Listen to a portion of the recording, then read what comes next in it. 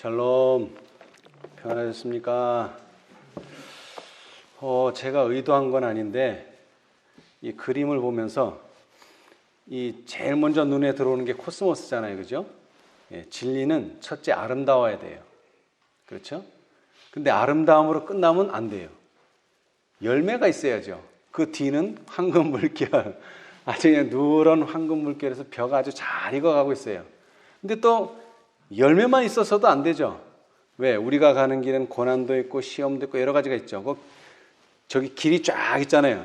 나는 길이요 진리요 생명이니 저길 따라가면은 뭐 그런 건 아니지만 영적으로 우리는 영생을 얻는 길에 서 있고 그 좌우 가로수는 초록색 상록수. 비가 오나 눈이 오나 기쁘나 슬프나 언제나 똑같은 색깔을 유지하고 있는 상록수가 있죠. 그래서 참 영적으로 교훈을 주는 그림 같아요. 감사합니다. 자, 오늘은 우리 재림을 위한 준비라는 것을 생각하면서 제가 지난 시간에 재림을 위한 준비를 했는데 이번에는 연속해서 두 번째 시간을 갖도록 하겠습니다. 우리가 잘 아시는 것처럼 세 천사의 기별은 계시록 14장에 나오죠. 자, 우리 계시록 14장을 한번 펴보시겠습니다.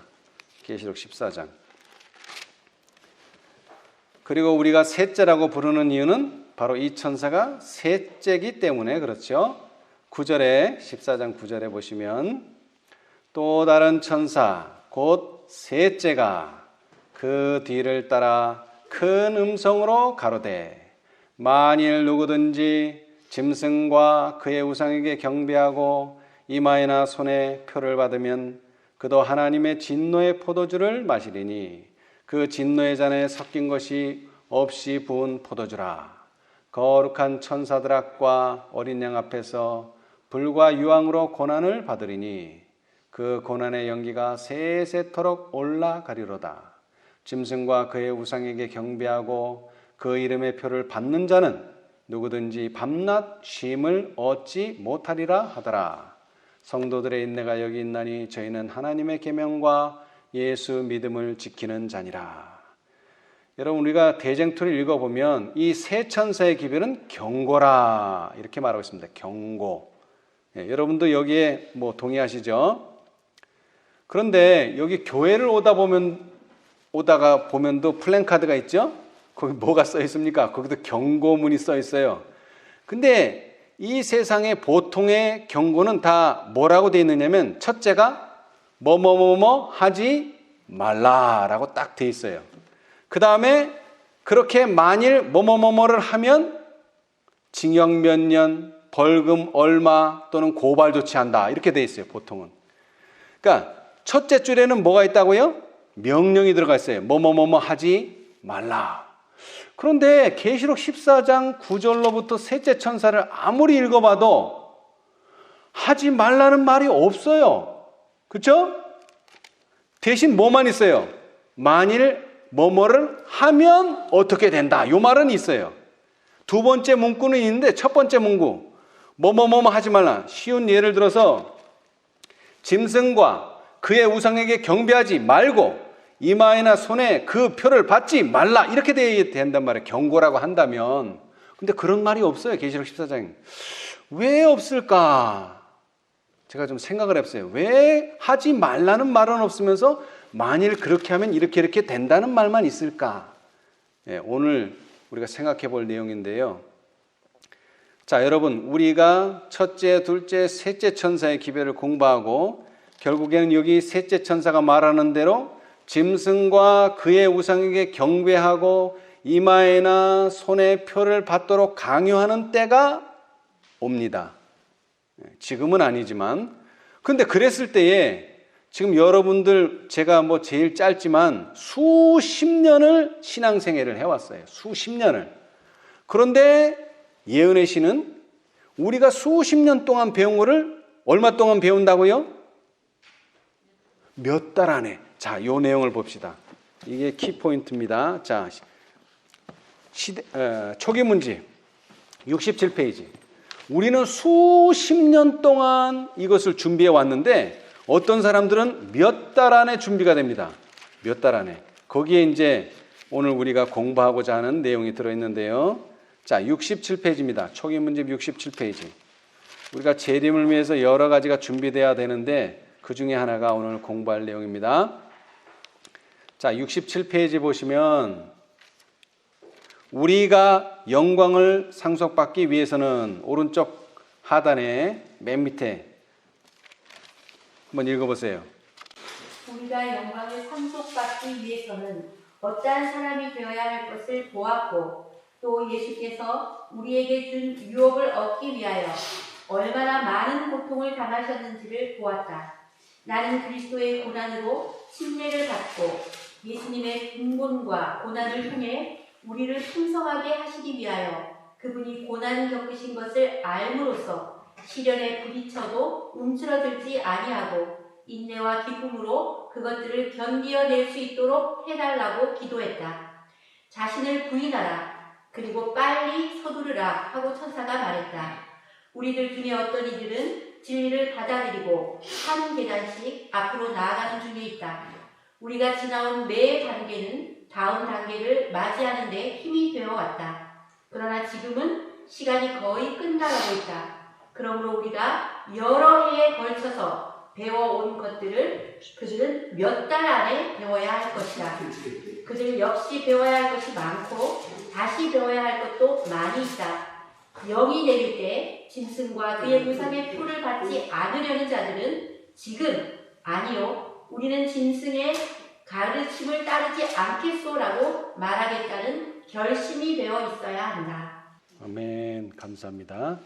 여러분, 이 초기 문집은 말 그대로 화해 선지자가 계시를 보고 제일 최초로 만든 책입니다. 근데 그때 당시에 화해 부인의 심정은 뭐였느냐면요, 지금은 시간이 거의 끝나가고 있다. 이게 무슨 뜻입니까? 이 책이 출간된 1853년 당시만 해도 예수님이 이렇게 2022년까지 안 오실 줄을 알았습니까? 몰랐습니까? 전혀 몰랐어요. 곧 오실 줄 알았어요. 정말 곧. 이때만 해도 1853년이니까 1844년으로부터 무려 10년이 지난 때입니다. 10년이 지났기 때문에 이제 예수님은 곧 오신다 이렇게 생각하고 있었어요. 그런데 이 화해 선지자는 수십 년, 10년 이상 여러 해에 걸쳐서 배워왔는데 이제 지금 들어오는 사람들은 얼마 만에 배워야 된다고요? 몇 달 안에 배워야 돼. 왜? 지금 곧 세상이 끝나니까. 어떻게 이런 일이 가능할까요? 화해 선지자는 수십 년을 배워왔는데 왜 지금 들어오는 사람들은 몇 달 안에도 배울 수 있는 것을 왜 화해 선지자는 수십 년 배웠으며 왜 수십 년 배웠던 것을 이 사람들은 몇 달 안에 또 배울 수 있는가? 오늘 이것을 좀 살펴보기를 원합니다. 그리스도인이 배워야 할 게요, 제가 보니까 두 가지가 있더라고요. 이제 쉬운 예로 운전면허하고 똑같아요. 운전면허를 딱 하면은 우리 청년들 운전면허 최근에 땄으니까 뭐부터 하나요? 막 나가서 막 핸들을 돌리고 막 이런 것부터 하나요? 아니요. 이론부터 공부해요. 이론. 근데 이론은 많이는 공부는 안 하지만 하여튼 이론을 공부하고 이론에 뭐한 상태에서 합격한 상태에서 뭐를 이제 준비해요? 그때 이제 실기. 이론을 준비한 다음에 실기가 있는 거예요. 실기하고 이론이 아닙니다. 이론이 먼저 돼야 돼요. 이론. 그 다음에 실기가 돼야 돼요. 그래서 이 경험과 지식은 잘 조화를 이뤄야 돼요. 경험은 그런데 시간이 좀 걸려요. 한두 시간에 안 돼요. 그러나 이론은요, 그렇게 오랜 시간이 필요치는 않습니다. 예. 마태복음 13장에 보면은 여러 가지 비유가 있는데 그 중에 하나가 가루 서말 속에 넣어 전부를 부풀게 한 누룩의 비유가 나와요. 그런데 사실 여기에는 한 가지가 소개되지 않았어요. 여러분, 가루 속에다 누룩 넣으면 부풀어 오르나요? 이것은 개요만 설명한 것이지 사실은 거기에 뭐가 들어가야 되느냐면 누룩을 가루 속에 전달하는 매개체가 있어야 돼. 그게 뭐냐면 기름입니다. 기름. 그러니까 가루 속에 누룩 넣으면 퍼지질 않아요. 그러나 뭐를 넣으면요? 기름을 넣으면 이 기름이 누룩을 전 가루 속으로 다 전달해줘요. 그래서 기름 없이는 반죽이 되지를 않습니다. 그래서 우리가 잘 아는 것처럼 사르밧 과부가 뭐 먹고 죽으려고 지금 마지막으로 요리를 하고 있습니까? 가루 한 움큼과 병에 기름 조금, 이거 가지고 뭐 하려고? 서로 반죽을 하려면 기름이 꼭 있어야 된단 말이에요. 그 기름을 가루에 넣어서 잘 조화를 이루어야지만 되듯이 우리도 신앙 경험과 아울러 지식이 있어야 돼요. 오늘은 그 지식에 대해서 좀 말씀을 드리려고 합니다. 그래서 이 지식은요, 수년이 필요하지 않아요. 그러나 윌리엄 밀러나 화이선자는 그것을 깨닫기까지 수십 년을 연구했어요. 그러나 결론은 간단하잖아요. 2300조야도 간단하고. 지금 배우는 사람들은 아주 간단하게 배울 수 있어요. 그러나 이것을 깨닫기까지 그들은 무수히 기도하고 그 다음에 경험하고 그래서 얻어낸 결론이에요.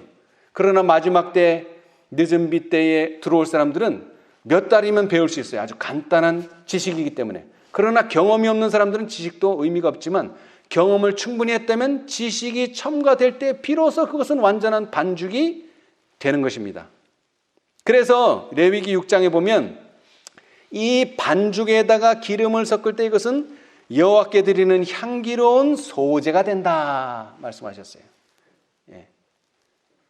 그리고 특별히 예수님이 초림하셨을 때 엠마오로 가는 두 제자를 한번 보겠습니다. 자, 우리 누가복음 24장 13절. 누가복음 24장 13절. 누가 한번 큰 소리를 읽어보세요. 누가복음 24장 13절. 그날에 저희 중 둘이 예루살렘에서 25리 되는 엠마오라 하는 촌으로 가면서 예. 자, 이 예루살렘에서 엠마오까지의 거리가 얼마라고요? 예, 저는 이 거리를 적어놨다는 것이 참 우리에게 큰 교훈을 준다 생각합니다. 자, 심리가 보통 4km인데요. 25리면 약 10km 정도 됩니다. 인간 남성, 성인 남성이 평균 속도가 1시간에 5km를 가요. 그러면 얼마 만에 도달할 수 있는 거리입니까? 2시간 또는 뭐 노약자나 이제 여성이라면은 한 3시간, 2-3시간이면 갈 수 있는 짧은 거리예요. 근데 그 거리에서 무슨 일이 벌어졌습니까? 예수님과 이 두 제자 간의 대화가 이루어집니다. 자, 25절로 27절 한번 누가 읽어보세요. 가라사대 미련하고 선지자들의 말한 모든 것을 마음에 더디 믿는 자들이여, 그리스도가 이런 고난을 받고 자기의 영광에 들어가야 할 것이 아니냐 하시고, 이에 모세와 및 모든 선지자의 글로 시작하여 모든 성경에 쓴 바 자기에 관한 것을 자세히 설명하시니라. 예, 감사합니다. 자, 모든 성경에 쓴 바 자기에 관한 것을 우리는 뭐라고 말하죠? 예언이라 이렇게 말합니다. 예언. 예수님이 오셔서 무슨 일을 하고 어디에서 태어나며 언제 태어나며 무슨 일을 할 것이며 육하 원칙에 의해서 모든 것이 어디에 기록되어 있어요? 성경에 기록되어 있어요. 근데 그것을 우리는 뭐라고 부른다고요? 예언이라. 왜? 아직 오지 않았으니까. 그런데 예수님께서 그 예언하신 대로 했다는 거예요? 안 했다는 거예요? 했다는 거죠. 그래서 2시간이나 3시간이면 설명이 돼요.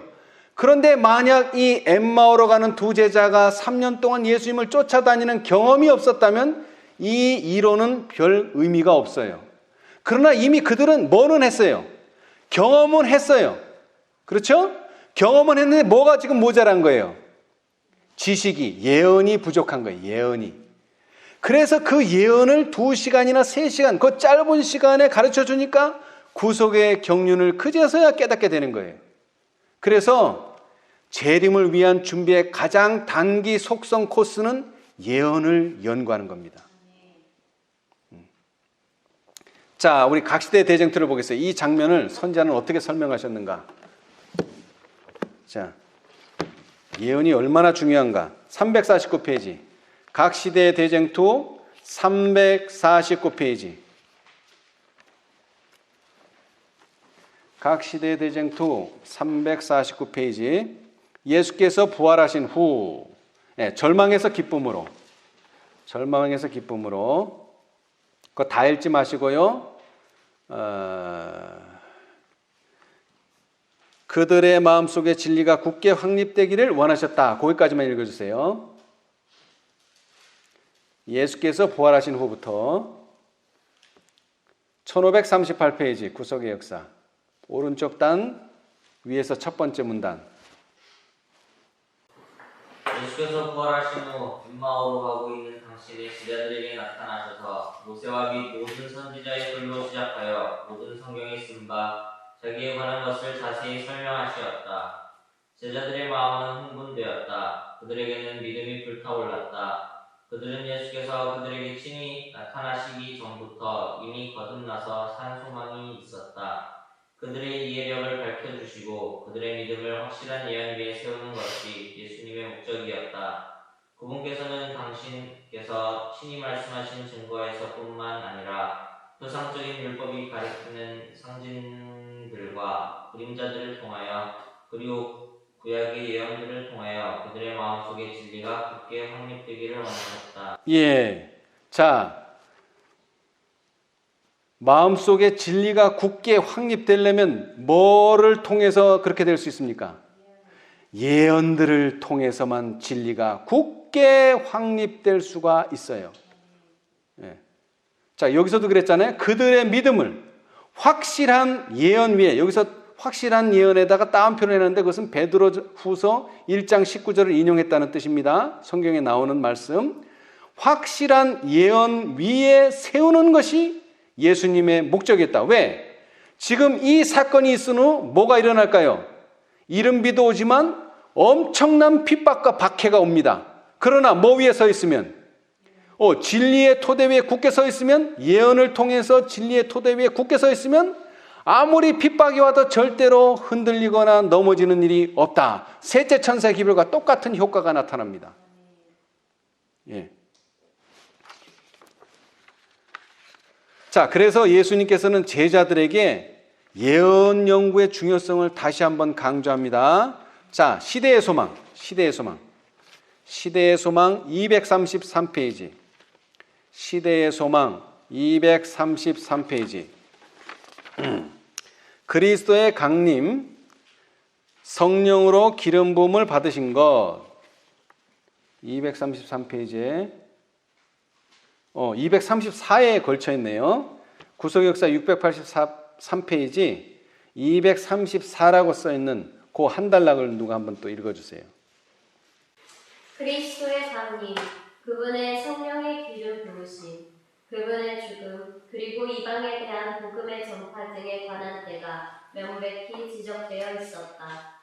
이런 예언들을 이해하고 예수님의 사명에서 그 예언들의 성취를 인식하는 것은 유대 백성들의 특권이었다. 그리스도께서는 제자들에게 예언 연구의 중요성을 강조하셨다.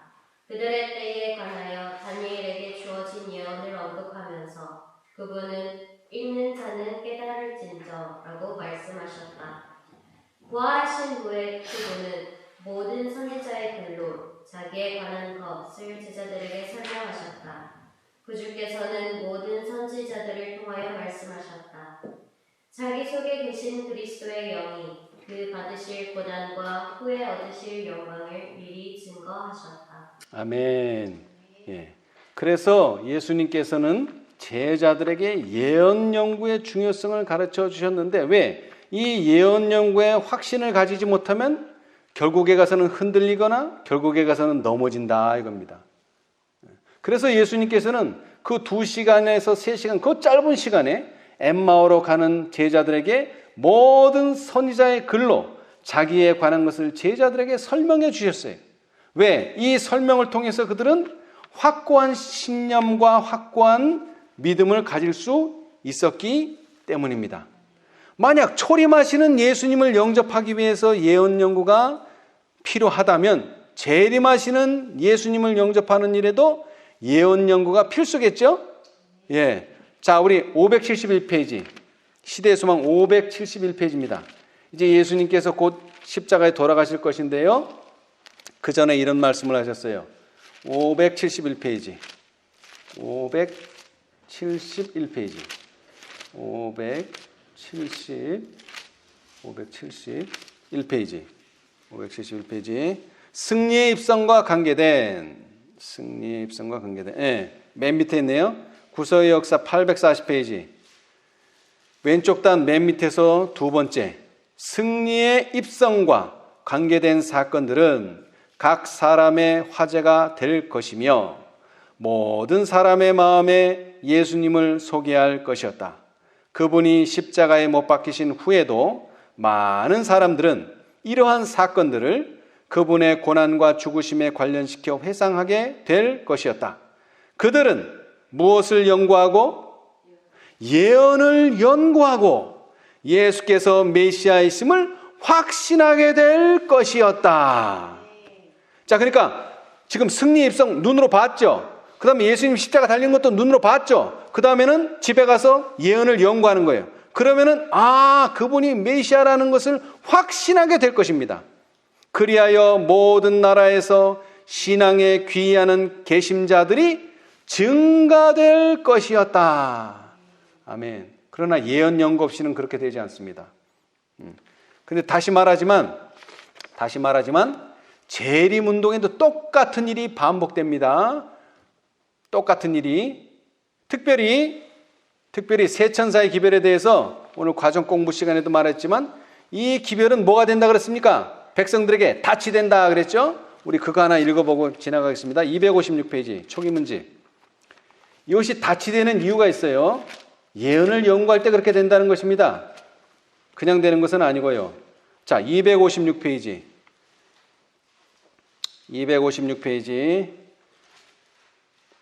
셋째 천사의 기별을 받아들인 자들 중 많은 사람들이 그 전에 전했던 두 천사의 기별을 체험하지 못하였다. 그 밑에 보시면은 많은 사람들이 세 천사의 기별 가운데 있는 완전한 진리의 연결을 보고 그 순서대로 즐거이 받아들여 믿음으로 예수님을 따라 하늘 성소에 들어갔다. 이 기별들은 하나님의 백성들에게 뭐가 된다고? 닻이 된다고 하였다. 이 기별들을 이해하고 받아들인 자들은 사단의 수많은 미혹에 빠지는 일이 없을 것이다. 자, 다시 질문 드립니다. 셋째 천사의 기별이 닻이 됩니까? 세 천사의 기별이 닻이 됩니까? 여기 분명히 말했어요. 이 기별은이 아니라 이 기별들은 하나님의 백성들에게 닻이 된다고 하였다. 또 이 기별들을 이해하고 받아들인 자들은 사단의 수많은 미혹에 빠지는 일이 없을 것이다. 셋째 천사 기별 가지고 되는 게 아닙니다. 세 천사의 기별로 되는 것입니다. 그런데 그것이 예언 연구와 밀접하게 또한 연결되어 있다고 하는 것입니다. 여러분, 첫째 천사의 기별은 여러분이 알다시피 재림을 알리는 기별이었습니다. 자, 대쟁투. 근데 그 기별도 예언 연구를 통해서 재림을 알게 된 거예요. 자, 각 시대의 대쟁투. 첫째 천사의 기별의 경험. 356페이지. 그것도 예언 연구를 통해서 이루어진 겁니다. 356페이지. 종교적 대각성. 세계적인 사명. 자, 거기 보시면은 16세기에 357이라고 되어 있네요. 357. 16세기의 위대한 종교개혁처럼, 여러분 16세기의 위대한 종교개혁 운동 뭐죠? 루터의 종교개혁 운동, 그런 것처럼 재림운동도 각 그리스도교국에서 동시에 일어났다. 유럽과 아메리카에서 믿음이 독실하고 기도의 생애를 사는 사람들이 무엇을 연구하고? 예언을 연구하고 성경을 주의 깊게 연구하는 중에 만물의 마지막이 가까웠다는 확신을 얻게 되었다. 세계 각처에 있는 개별적인 그리스도교 단체들이 제각기 성경 연구만을 통해서 그리스도의 재림이 가까웠다는 큰 진리를 깨닫게 되었다. 누가 전파해서 깨닫게 된 게 아닙니다. 처음에 이 재림 기별이 깨닫게 될 때는, 그리고 특별히 미국에서 윌리엄 밀러의 재림운동이 가장 힘있고 가장 큰 능력으로 전파됐어요. 자, 그래서 윌리엄 밀러의 경험을 보자면 328페이지. 윌리엄 밀러. 재림운동의 핵심 인물 윌리엄 밀러의 경험입니다. 자, 거기 보시면은 구속의 역사 1529페이지 보시면은 1529페이지. 소제목이 밀러의 무슨 연구요? 밀러의 예언 연구다 돼 있죠. 밀러의 예언 연구. 자, 거기 한 단락을 한번 읽어보세요. 밀러와 그의 동역자들은 처음에 2300일이 1844년 봄에 끝날 것으로 믿었으나 그 예언은 그해 가을에 마칠 것을 가리키고 있다.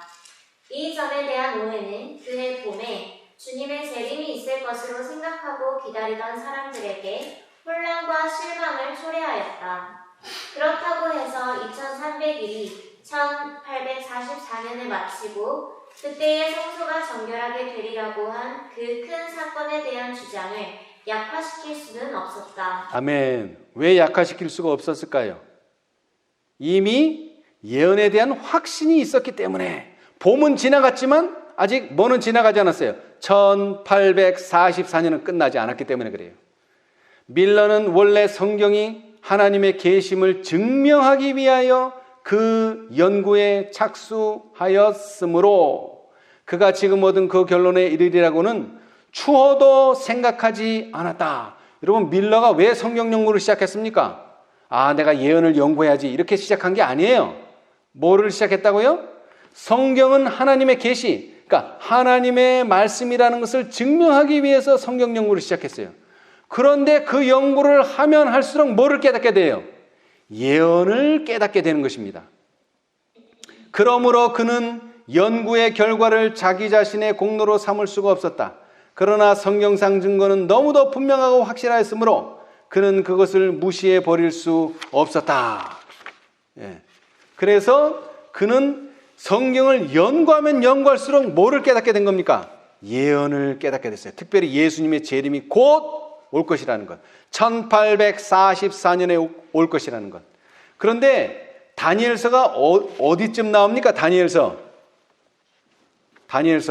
구약의 그것도 뒷부분에 나오죠? 그러면 윌리엄 밀러가 어디서부터 성경 연구를 시작했습니까? 창세기서부터. 창세기, 출애굽기, 레위기, 민수기, 신명기 이렇게 쭉 나가다 보니까 2300주야 말고도 성경에는 뭐가 있습니까? 때에 관한 예언들이 있었어요. 자, 우리 323페이지. 323페이지.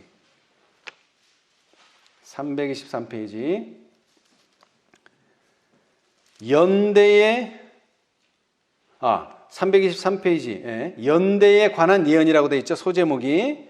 예. 자, 그 밑에 보시면 한 문단 지나서 밀러는 다음과 같이 말하였다. 또 한 가지 나의 마음에 깊은 확신을 준 것은 성경의 연대기였다. 나는 과거에 이미 성취된 예언적 사건들이 모두 그 예언된 시기에 성취된 사실을 발견하게 되었다. 홍수가 내리기까지 몇 년이요? 120년. 홍수 직전에 얼마요? 7일간. 그 다음에 40일간의 강우. 아브라함과 그의 자손이 유리표박한 400년간의 예언. 떡 맡은 관원장과 술 맡은 관원장의 꿈에 3일간. 바로의 7년간 뭐가 있었습니까? 바로가 통치하는 기간 7년간 풍년이 오고 또다시 7년간 흉년이 오고 이러한 예언들. 광야의 40년간의 예언. 3년 반 동안의 기근. 70년 동안의 포로 기간. 느부갓네살 왕의 7대, 또한 유대인을 위하여 지정된 7주일과 62주일과 일주일, 곧 70주일, 그와 같이 시간적으로 한정된 사건들이 한때는 모두 예언에 지나지 않았지만 그 기간들이 마침내 그 예언들이 그 숫자 그대로 성취되었다는 것을 깨닫게 됐어요. 그러니까 지금 연구하는 2300주야도 정확히 2300년에 떨어진다는 것입니다. 그런 확신이 생겼어요. 모든 예언은 반드시 성취되었다. 과거 역사를 볼 때. 그러므로 앞으로 있을 예언들도 성취될 것이다. 예. 그래서 밀러는 이런 결론을 내렸어요. 325페이지에. 325페이지에. 밀러는 새롭고 더 깊은 열성을 가지고 찾으셨나요? 네.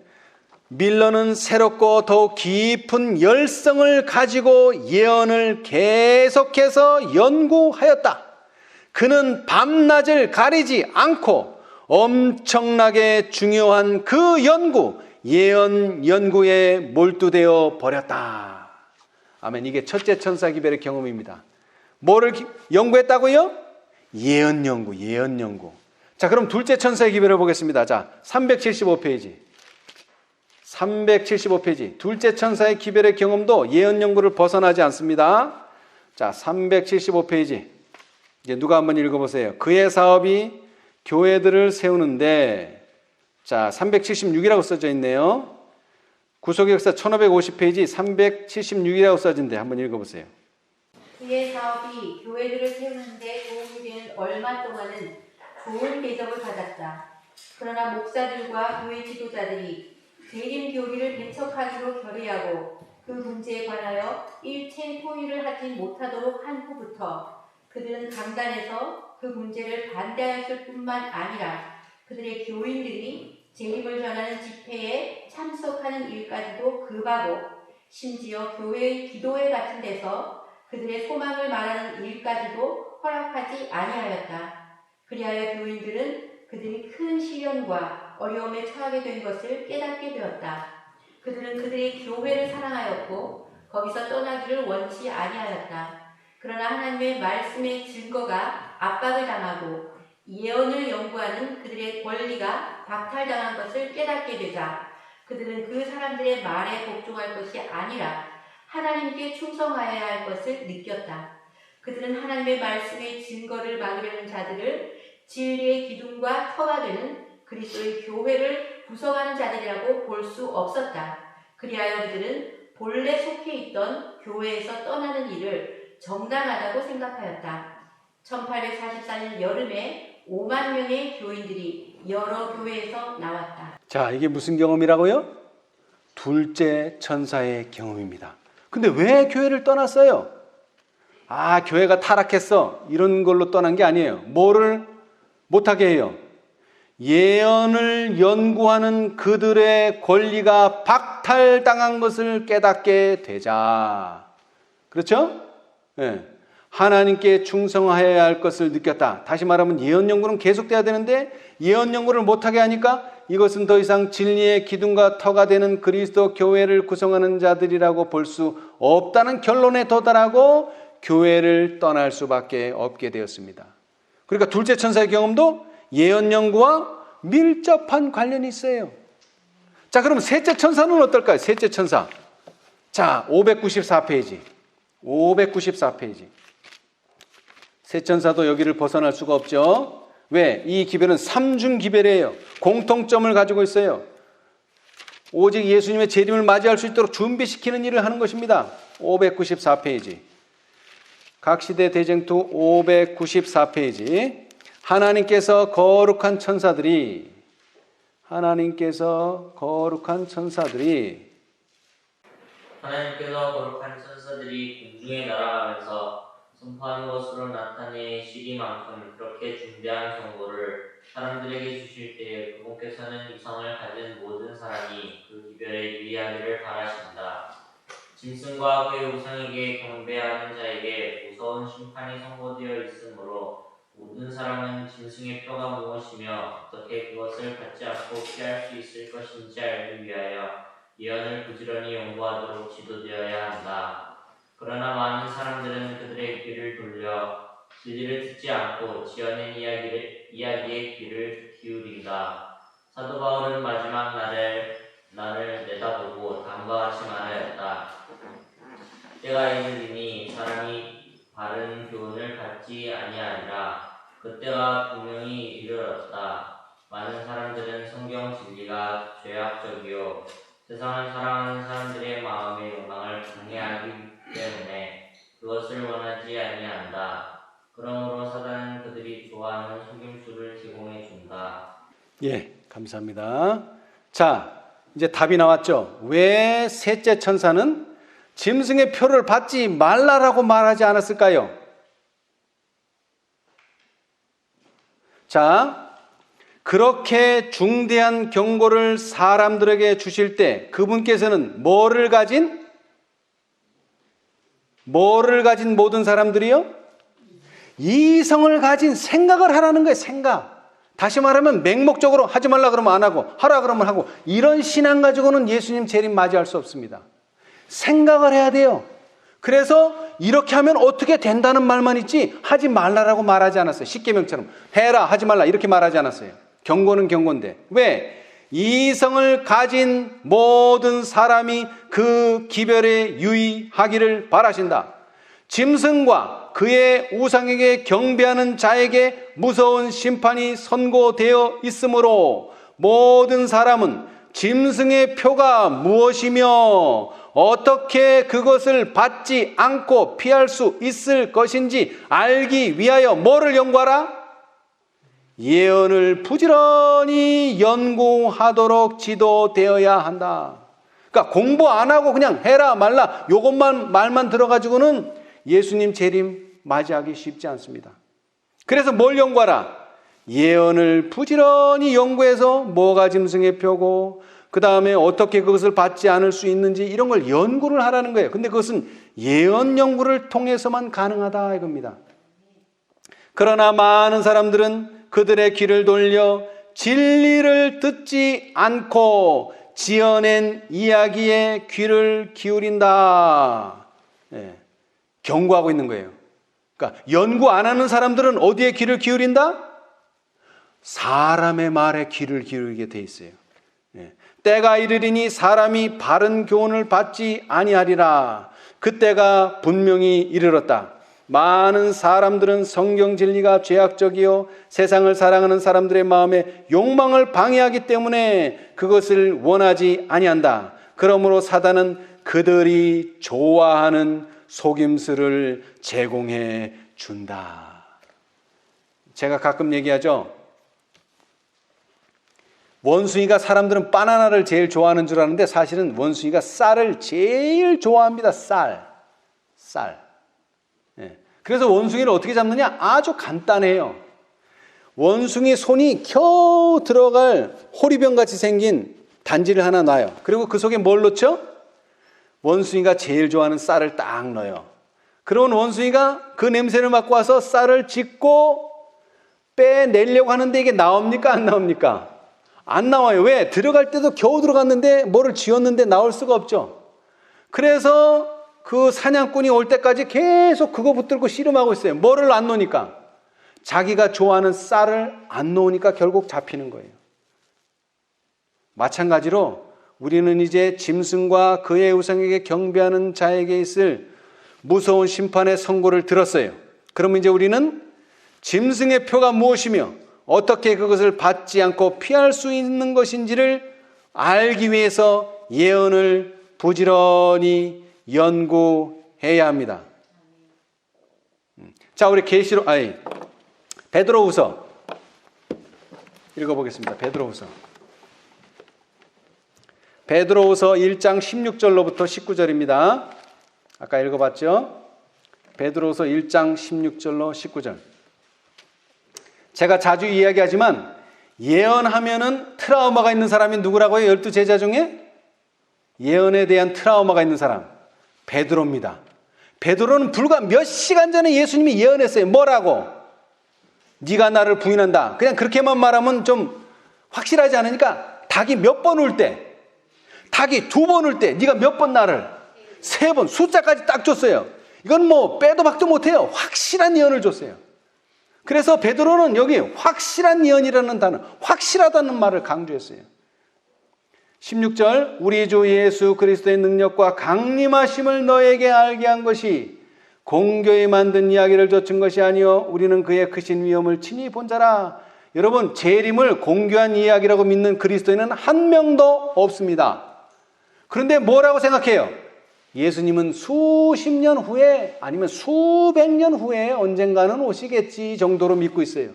바로 곧 오신다고 믿는 사람들은 없어요. 그리고 그 오심을 위해서 철저하게 준비하는 사람은 더 없어요. 지극히 큰 영광 중에서 이러한 소리가 그에게 나기를 이는 내 사랑하는 아들이요 내 기뻐하는 자라 하실 때에 저가 하나님 아버지께 존귀와 영광을 받으셨느니라.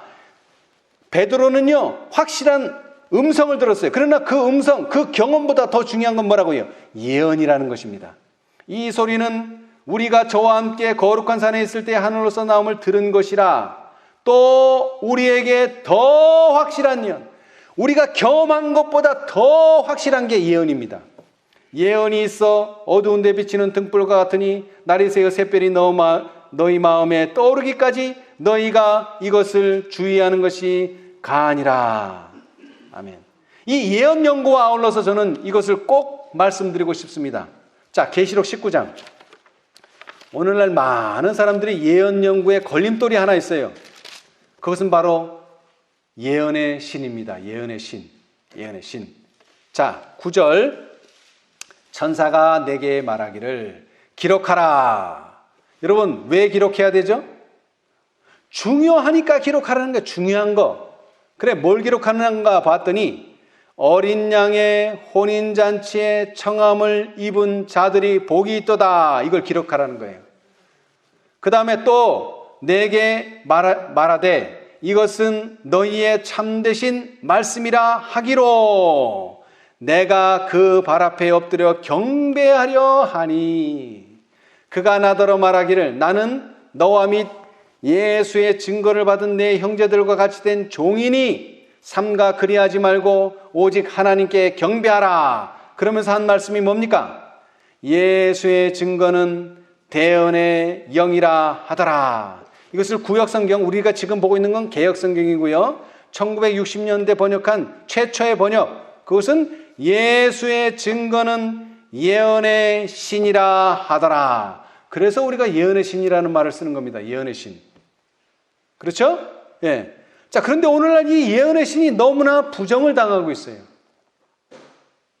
그런 사람들이 어떻게 예언을 연구할 수 있습니까? 그리고 예언을 연구하지 않으면 예수님의 재림 또한 맞이할 수가 없죠.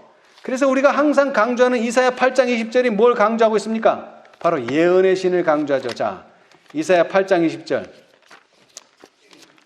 여러분, 주님의 재림을 맞이하려면요, 예언을 연구해야 됩니다. 뿐만 아니라 그 예언을 연구하는 지침서가 되는 예언의 신을 우리는 눈여겨 연구해야 됩니다. 자, 이사야 8장 20절. 마땅히 율법과 증거의 말씀을 좇을지니 그들의 말하는 바가 이 말씀에 맞지 아니하면 그들이 정령이 무엇을 보지 못하고 아침 빛을 보지 못하고 이 땅으로 헤매며 공고하며 줄일 것이라.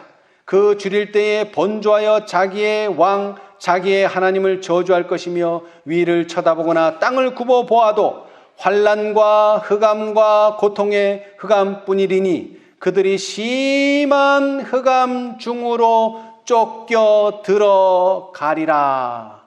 기만당한다는 뜻입니다. 여러분, 예언의 토대 위에 있지 않은 신앙들은요, 결국에는 기만을 당하게 되어 있습니다.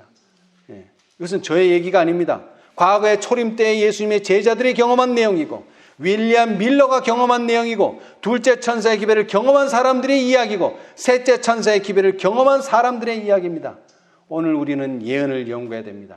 특별히 계시록 18장 예언을 잘 연구하게 되시기를 바랍니다. 그래서 우리 모두 예언 연구를 통해서 주님의 오심을 기쁨으로 맞이하는 여러분과 제가 되기를 간절히 바라면서 오늘 말씀 마치겠습니다.